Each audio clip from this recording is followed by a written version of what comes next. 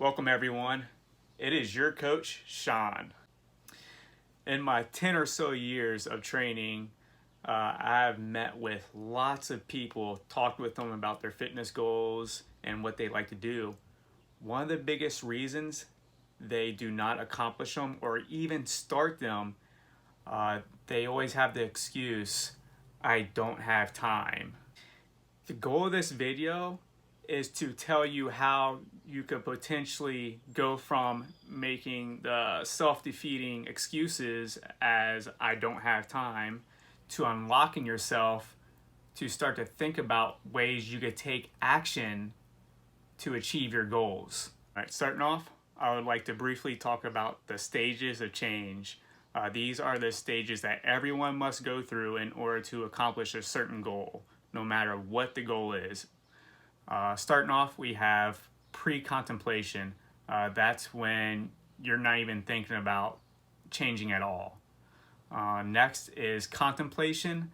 That's when you're first starting to think like, hey, maybe I should change something, but you're not really going through any kind of action or steps to make that change.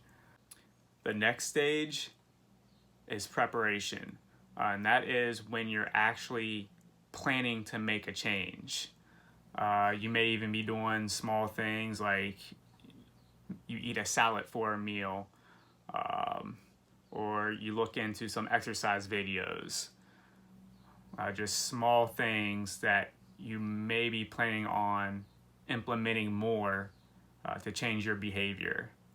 And of course, the next stage is action. This requires the most commitment of all the phases, probably the hardest for most people to do, and that is when you actually have your plan down and you're going through it. You're making the actions to change that behavior. Then we have maintenance. That's when you have been taking action for years and you're kind of just on a roll. Then finally, the last stage is adoption. That is, of course, you made it. You have successfully changed your behavior to the point where you most likely will not relapse. And relapse is something that could happen at any of the stages I just went over. Now, the people who make excuses, they are in the pre-contemplation to contemplation stages. They haven't really put much thought into why they should change certain habits. Now, I want to kind of tell you about how to defeat these excuses. If you're watching this video right now, it probably means you're in the contemplation stage. You're definitely not pre-contemplation, or you wouldn't be looking any kind of video like this up on YouTube. So definitely contemplation, you haven't really taken much action probably. And you've probably had these thoughts before, or you've probably made these excuses before. So yeah, I want to tell you how to prevent yourself from making any more of those excuses. All right, to get you out of the contemplation stage, first you must have a big emotional reason to start taking action on planning and even going further and actually taking action. So one thing you do is you could think about, how do people currently perceive you? Do you want people to perceive you as a lazy, unhealthy person? Or would you like them to perceive you as, a healthy, athletic person? Another thing you do is you could think about your family. Do you want your family members or like your kids to pick up the same unhealthy habits you have as they grow into adults?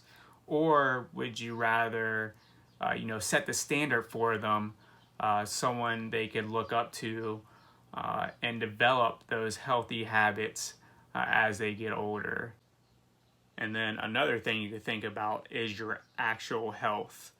When last time you went to a doctor, did he tell you if you had like high blood pressure?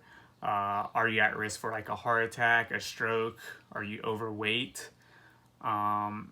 These are all things that could, decrease your lifespan, that maybe you should seriously think about to change your habits.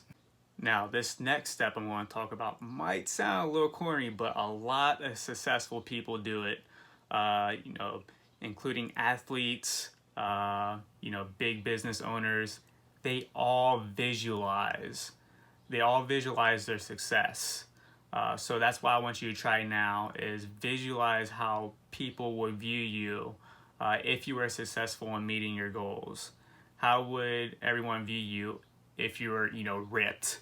How would your family think about you if you were the best role model you could be?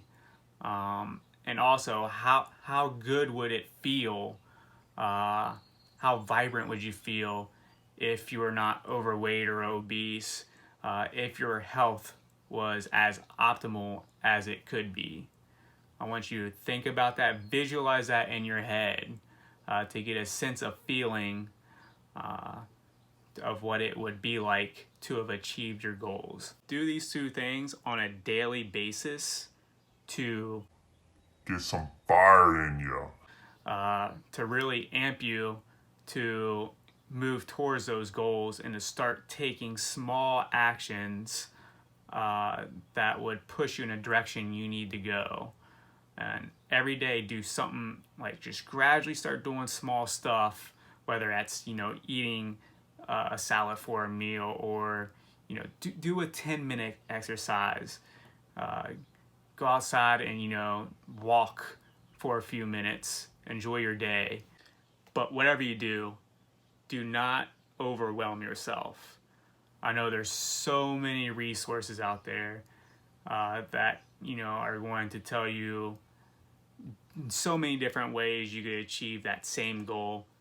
Don't overwhelm yourself. Just take small steps, and then as you go, gradually learn what all you can do. Yeah, overwhelming yourself is a way to deter yourself and actually relapse from where you are at now. And if you ever do feel like you're getting overwhelmed or discouraged, go back to that visualization. I'm telling you, that visualization of your success is key to keeping you motivated when you might be feeling a little down. But it helps push you and keep you moving towards your goals. And the last thing I want you to do is comment below on the lame excuses you like to make. And also, let's get some reps on the like and subscribe buttons, please. Let's tell YouTube to get this video out to as many people as possible. I appreciate it.